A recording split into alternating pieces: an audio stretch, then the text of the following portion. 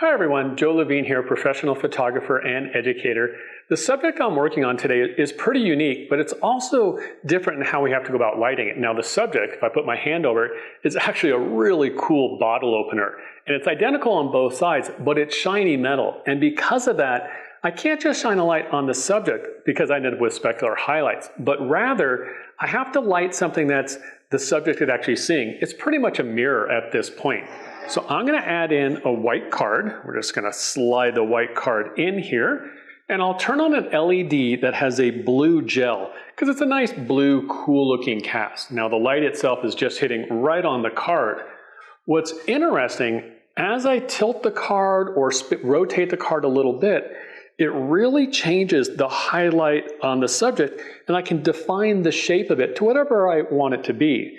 Now this being shiny metal, I also have to address the top of it and the left side because it's really a circle, and we'll do that in a minute.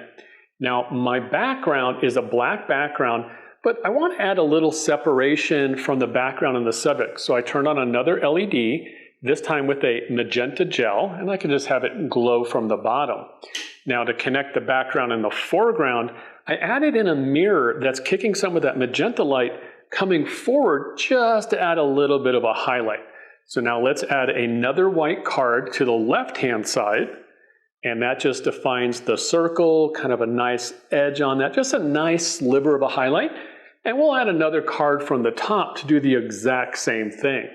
So this way, what we're doing is we've defined the face of it, the left edge, the top of it, and also connected the background and the foreground. So let's fine tune it, and we'll see what we get.